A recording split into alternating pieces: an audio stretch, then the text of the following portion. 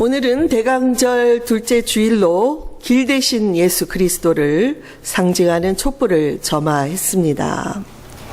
내가 곧 길이요 진리요 생명이니 나로 말미암지 않고는 아버지께로 올 자가 없다 하신 그 말씀을 따라 이번 주간에는 구원의 유일하신 길이 되시는 예수 그리스도를 묵상하며 지내시기를 바랍니다. 이제 12월에 접어들면서 곳곳에서는 송년 모임들을 계획하고 있는데요. 이렇게 고요하고 평화롭게 지인들과 함께 보내야 할 이때에 지난 수요일 LA의 샌 버나디노의 송년 행사장에서 일어난 총기 사건은 또다시 미국 사회를 큰 충격에 빠뜨렸습니다. 14명의 사망자와 21명의 부상자를 낸 이번 사건의 배후가 우려했던 대로 IS라는 것과 또 그 행사장 건물에 설치해 놓았던 폭탄이 다행스럽게도 불발했기 때문에 많은 인명 피해를 줄일 수 있었다는 이 보고가 나오면서 불안감은 더 확산되고 있습니다. 그로 인해 많은 사람들이 송년 모임에 가야 할까요? 말아야 할까요? 이런 고민도 하는 것을 보았습니다. 이렇게 사회가 불안정하고 많은 사람들의 마음이 우울한 때에 저는 이번 주일 교회력으로 정해진 말씀 중에서 말라기서를 결정하고 말씀을 준비했습니다. 어쩌면 말라기서를 기록했던 그 시대의 상황과 오늘날 우리가 살고 있는 이 시대의 상황이 아주 많이 비슷하기 때문에 더욱 실감하며 말씀을 묵상할 수 있었습니다. 구약의 마지막 책인 말라기서는 느헤미야와 에스라가 활동했던 주전 5세기경에 기록된 예언서로 알려져 있습니다. 이스라엘 백성들은 바벨론에 의해서 멸망을 당한 후에 포로로 끌려가서 지내다가 70년 만에 페르시아의 왕 고레스가 포로들의 귀환을 허락함으로써 레위 사람들이 주축이 되어서 1차 귀환자들이 돌아왔습니다. 그들은 먼저 온갖 방해와 어려움 속에서도 하나님의 성전을 재건했습니다. 그 후에 2차 귀환자들, 또 100여 년 후에 2차 귀환자들이 돌아왔고 한 12년 정도 흘러서 3차 귀환자들이 돌아왔지만 그들이 기대했던 물질적인 번영은 고사하고 여전히 그들은 핍절한 삶을 살고 있었습니다. 실직자들이 늘어나고 페르시아 정부에 납부해야 할 세금이 큰 부담이 되었습니다. 어떤 사람들은 할 수 없이 자녀들을 노예로 팔기도 했습니다. 이런 어려운 현실 속에서 영적으로라도 굳게 서 있어야 했지만 많은 백성들이 하나님의 사랑에 대해서 의심하고 회의를 느끼면서 겨우 형식적인 예배만 유지하고 있었습니다. 더욱이 영적인 지도자들인 제사장들도 자신들의 신앙생활과 가정생활에서 실패하고 있었고 그로 인해 그 사회는 더욱 암흑의 시대로 치닫고 있었습니다. 이런 절망과 회의의 시대에 구약의 마지막 선지자였던 말라기는 하나님의 심판의 날이 임했음을 선포하면서 특별히 제사장들의 연약함을 신랄하게 비판하고 백성들의 세속주의와 형식주의를 일깨우면서 하나님께로 돌이키라고 촉구하고 있습니다. 역사적으로 이 대강절기가 되면 많은 성도들이 말라기서를 꺼내어 읽고 묵상하면서 성탄절을 맞이했습니다. 왜냐하면 말라기 선지자가 예언한 말씀 중에 메시아의 강림에 대한 구체적인 예언이 있고 어떻게 주의 길을 사모하며 준비해야 될지에 대한 내용이 있기 때문입니다. 본문 3장의 직전인 2장 17절에서 말씀하기를 너희가 말로 여호와를 괴롭게 하고도 이르기를 우리가 어떻게 여호와를 괴롭혀 드렸나이까 하는도다. 너희가 말하기를 모든 악을 행하는 자는 여호와의 눈에 좋게 보이며 그에게 기쁨이 된다 하며 또 말하기를 정의의 하나님이 어디 계시냐 함이니라는 말씀이 나옵니다. 유다 백성들은 세상의 악인들이 판을 치며 잘 사는 모습을 보면서 하나님을 향해 함부로 부정적인 말을 내뱉고 있었습니다.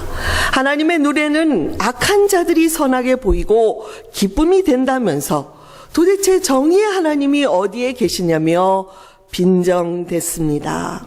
그러자 하나님께서 선지자를 통해서 너희가 왜 말로 나를 괴롭히느냐고 했지만 백성들은 우리가 언제 하나님을 괴롭혀 드렸느냐며 인정하지 않았습니다. 여러분, 이처럼 우리가 함부로 내뱉는 말조차도 하나님은 듣고 계십니다. 그런 말들에 대해서 언젠가는 책임을 물으실 것이므로 절대로 하나님의 이름을 함부로 내뱉어서는 안 될 것입니다. 이런 말씀을 하신 후에 선지자는 3장 1절에서 백성들을 향해서 새 시대, 새 날에 대한 약속을 하고 있습니다. 만군의 여호와가 이르노라. 보라, 내가 내 사자를 보내리니 그가 내 앞에서 길을 준비할 것이요. 또 너희의 구하는 바 주가 갑자기 그의 성전에 임하시리니 곧 너희가 사모하는 바 언약의 사자가 임할 것이라. 이렇게 말씀을 선포했습니다. 날이 이를 것이다. 그날에는 하나님께서 백성들이 구하는 대로 친히 성전에 임하셔서 너희가 그토록 부인하는 정의의 하나님을 나타내 보여주실 것이라는 약속을 하고 있습니다. 여러분, 이 약속대로 예수 그리스도께서 어느 날 이 세상의 백성들을 친히 찾아오셨습니다. 또한 주의 오실 길을 준비할 사자를 먼저 보낼 것에 대한 약속도 함께하고 있습니다. 여러분, 여기서 말하는 사자는 누구를 가리키는 것일까요? 말라기서의 4장 5절에 보면 보라, 여호와의 크고 두려운 날이 이르기 전에 내가 선지 엘리야를 너희에게 보내리니 그가 아비의 마음을 자녀에게로 돌이키게 하고 자녀들의 마음을 그들의 아비에게로 돌이키게 하리라고 했습니다. 하나님께서 친히 자기의 백성을 찾아오시는 날에 엘리야 선지자가 먼저 와서 대대적인 회개의 역사를 일으키게 될 것을 예언한 것입니다. 이 말씀을 끝으로 400년 동안 하나님께서는 어떤 선지자를 통해서도 아무런 말씀을 해주시지 않는 영적인 암흑 시대가 찾아왔습니다. 그리고 400년이 흐른 어느 날, 아무도 예상하지 못하던 어느 날에 갑자기 놀랍게도 하나님께서 친히 겸손히 동정녀 마리아를 통해서 아기 예수로 이 세상에 오신 것입니다. 또한 주의 길을 준비하기 위해서 보냄을 받은 사자도 보내주셨습니다. 그가 바로 엘리야 선지자의 심령으로 온 세례 요한이었습니다. 마태복음 11장에서 예수님은 말라기서에서 주의 길을 예비할 사자가 바로 세례 요한이었다고 인정해 주셨습니다. 아니, 그는 선지자들보다도 더 큰 자라고 말씀하시며 그 이유는 요한은 직접 메시아를 만났고 그분께 세례를 베풀었고 그가 메시아 되심을 백성들에게 증언하면서 예수님의 메시아적인 사역을 미리 준비한 자였다고 말씀을 했습니다. 비록 짧은 세계를 살았지만 세례 요한은 자기에게 부여된 주의 길을 준비하는 자로서의 그 역할을 잘 감당하고 헤롯 왕에 의해서 감옥에서 죽었습니다. 이제 본문에서 주의 길을 준비하기 위해 보냄을 받은 이 사자의 역할을 우리가 상고하면서 우리 주의 강림을 준비하고 있는 이때에 우리들도 주의 오심을 지혜롭게 준비할 수 있기를 바랍니다. 첫째로, 한 해 동안의 삶을 성찰하고 회개하시기 바랍니다. 2절에서 말씀하시기를 그가 임하시는 날을 누가 능히 당하며 그가 나타나는 때에 누가 능히 서리요. 그는 금을 연단하는 자의 불과 표백하는 자의 잿물과 같을 것이라고 했습니다. 주의 오실 길을 준비하는 하나님의 사자는 마치 금을 연단하는 불처럼 모든 것을 하얗게 만드는 잿물처럼 인간의 모든 불순물을 제거하는 자가 될 것이기 때문에 아무도 그것을 쉽게 감당할 수가 없다는 말씀을 하고 있습니다. 여러분, 하나님은 우리가 14금, 18금이 아닌 순도 100%의 24금이 되는 것을 원하십니다. 순금은 화씨 2000도까지 그 온도가 올라가는 불 속에서 모든 불순물이 제거돼야만 얻을 수가 있습니다. 이것을 영적으로는 회개를 통해서 나의 모든 죄가 용서받았다는 확신을 갖는 것을 말합니다. 세례 요한이 유대 광야에서 말씀을 전하기 시작했을 때 회개하라, 천국이 가까이 왔다고 선포하면서 백성들에게 회개를 시키는 세례를 베풀었던 것을 여러분 우리가 볼 수가 있습니다.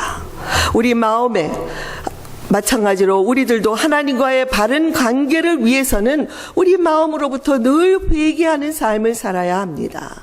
회개가 없이는 성령께서 임하실 수가 없고 하나님의 나라가 이루어질 수가 없습니다. 주님이 찾아오시는 모든 사람들은 마음의 찔림을 받아 어찌하면 좋을꼬 하며 회개하는 자리에 나아갔던 것을 볼 수가 있습니다. 말라기서 3장 7절에 보면 만군의 여호와가 이르노라 너희 조상들의 날로부터 너희가 나의 규례를 떠나 지키지 아니하였도다. 그런즉 내게로 돌아오라. 그리하면 나도 너희에게로 돌아가리라. 그러나 너희가 이르기를 우리가 어떻게 하여야 돌아가리까 하는도다라는 말씀을 하고 있습니다.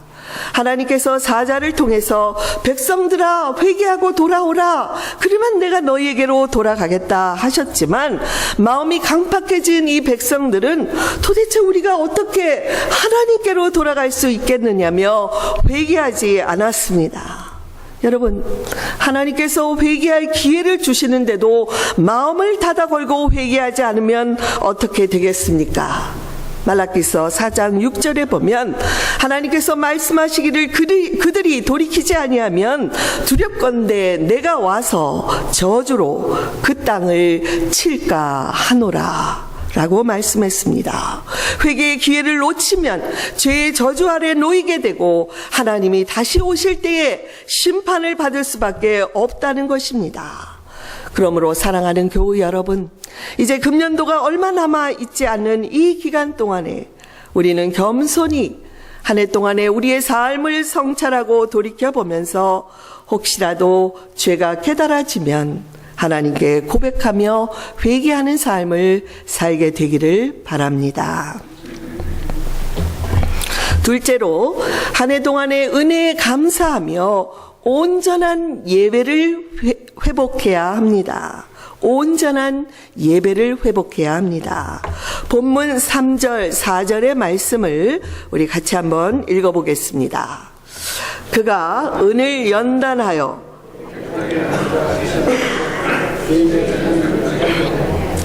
금은같이 그들을 연단하리니 그들이 공의로운 제물을 나 여호와께 바칠 것이라. 그때 유다와 예루살렘의 봉헌물이 옛날과 고대와 같이 나 여호와께 기쁨이 되리라. 하나님의 사자가 임하면 금과 은의 불순물을 용광로에서 제거하듯이 사람들을 회개시키기 위해서 많은 연단을 하게 될 것이라는 말씀입니다. 때로 우리 삶에 여러 가지 풍파가 닥치고 어려운 문제를 만나게 되는데 이 모든 것들은 우리의 믿음을 연단하고자 하는 목적으로 찾아오는 것입니다. 로마서 5장 3절 4절에서 말씀하기를 우리가 환난 중에도 즐거워하나니 이는 환난은 인내를, 인내는 연단을, 연단은 소망을 이루는 줄 알미로다고 했습니다. 그러므로 우리가 어떤 어려운 환경에 처해 있을지라도 끝까지 인내함으로써 연단을 이루고 정금 같은 100%의 순도 24금의 정금 같은 믿음의 사람들로 자라가시기를 바랍니다. 그런데 본문에서 연단을 받는 자들의 특징으로 그들이 하나님께 공의의 제물을 드린다는 말씀을 하고 있습니다. 그래서 그 결과 하나님께 기쁨이 될 것이라는 말씀을 하고 있습니다. 저는 한 해 동안 우리에게 베풀어 주신 하나님의 은혜에 감사하며 가장 먼저는 우리 자신을 거룩한 산 제물로 주님께 드릴 수 있었으면 좋겠다는 생각을 해보았습니다. 로마서 12장 1절에서 형제들아 내가 하나님의 모든 자비하심으로 너희를 권하노니 너희 몸을 하나님이 기뻐하시는 거룩한 산 제물로 드리라. 이는 너희가 드릴 영적 예배니라고 말씀했습니다. 하나님께 우리 자신을 제물로 바친다는 것은 하나님 모든 것이 하나님의 은혜로 온 것입니다. 이제 그 감사의 고백으로 저를 주님께 제물로 바칩니다 라는 뜻입니다. 자신을 제물로 바치는 자들은 하나님께 기뻐하시는, 하나님이 기뻐하시는 영적인 제사를 드리는 자요, 이것을 다른 말로 표현하면 온전한 예배를 드리는 자들입니다. 그러나 당시의 이스라엘 백성들은 하나님 앞에서 온전한 예배도 올바른 헌금 생활도 하지 못했던 것을 볼 수 있습니다. 이스라엘 백성들이 우리가 어떻게 해야 돌아가겠습니까? 라며 회개하기를 순종하지 않자 하나님께서 이제 직접적으로 말씀하십니다. 너희가 11조와 헌물을 도둑질했다. 말라기 3장 8절에서 사람이 어찌 하나님의 것을 도둑질을 하겠느냐? 그러나 너희는 나의 것을 도둑질하고도 말하기를 우리가 어떻게 주의 것을 도둑질하였나이까 하는도다. 이는 곧 11조와 봉헌물이라. 계속해서 10절을 보시면 만군의 여호와가 이르노라 너희의 온전한 11조를 창고에 들여 나의 집에 양식이 있게 하고 그것으로 나를 시험하여 내가 하늘문을 열고 너희에게 복을 쌓을 곳이 없도록 붙지 아니하나 보라. 하나님께서 거짓이 없는 예물을 바치라고 하는 것은 하나님이 무엇이 부족해서 우리의 것을 많이 바치라고 하는 말씀이 아닙니다. 오히려 그 예물로 인해 하나님께서 우리를 축복하실 것이기 때문에 온전한 11조를 바치라고 말씀하신 것입니다. 성경에서 유일하게 하나님을 시험해 보라고 하신 말씀이 11조와 연관해서 주셨다는 것을 기억하시기 바랍니다. 물론 11조는 우리의 믿음의 고백으로 드리는 것이지만 저는 이 시간에 11조 헌금을 여러분에게 강조하는 말씀을 하는 것이라기보다는 무엇이든지 어떤 것이든지 하나님께 드리는 예물은 정직하게 드리라는 말씀을 강조하고 있는 것입니다. 하나님은 과부의 2렙돈, 보잘것없는 2페니 같은 그 예물을 귀하다고 여겨주셨습니다. 한편 사도행전 5장에서는 아나니아와 삽비라 같이 자기들의 땅의 소유를 팔아서 많은 헌금을 하나님께 바쳤지만 그들이 땅을 판 값을 얼마를 숨기고 속여서 이것이 다입니다 라고 바쳤을 때에는 엄중하게 심판했던 것을 볼 수가 있습니다. 여러분, 헌금은 나와 하나님 사이에 이루어지는 것입니다. 만일 남에게 보이기 위해서나 자신을 드러내기 위해서 한다면 그것은 이미 온전한 예물이 아닙니다.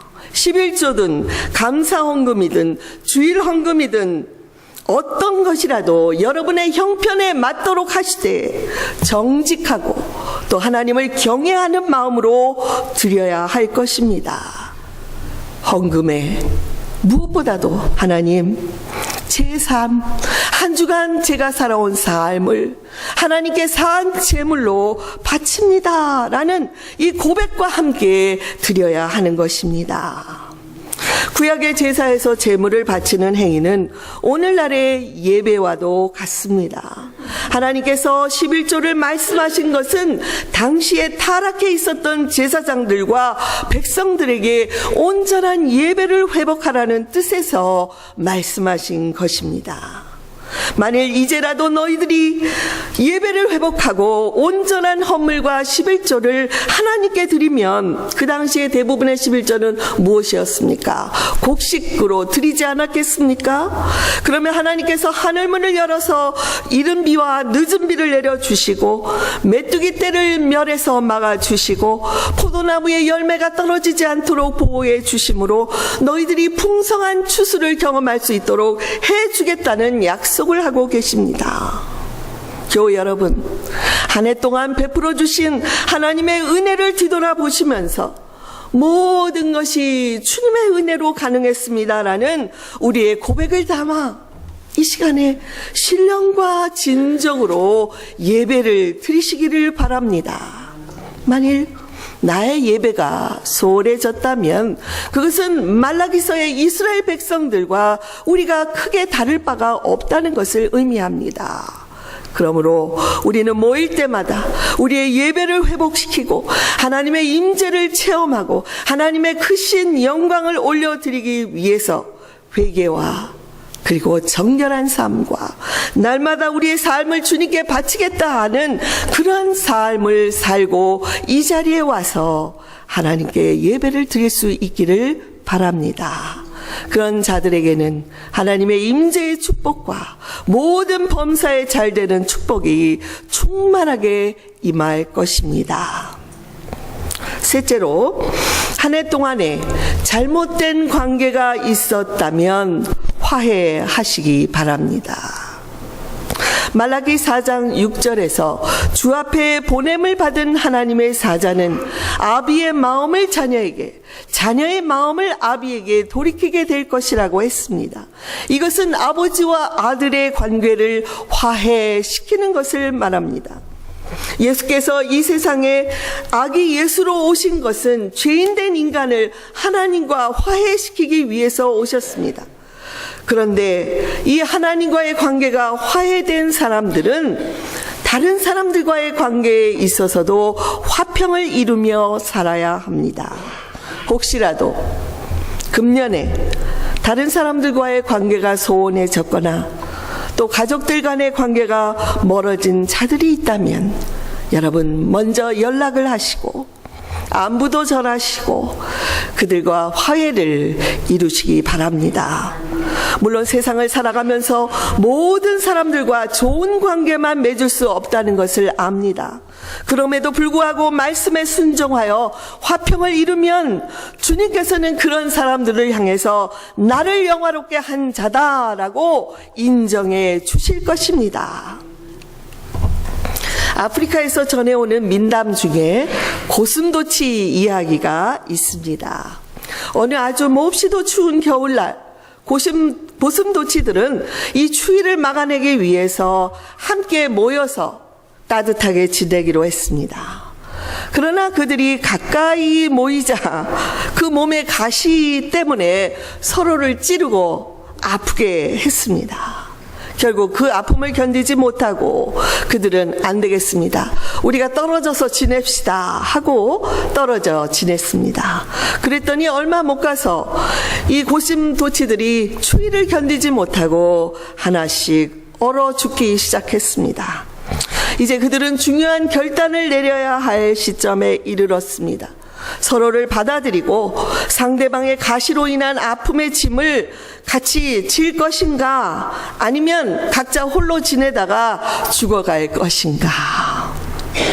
다행스럽게도 고슴도치들은 현명한 결정을 내렸습니다.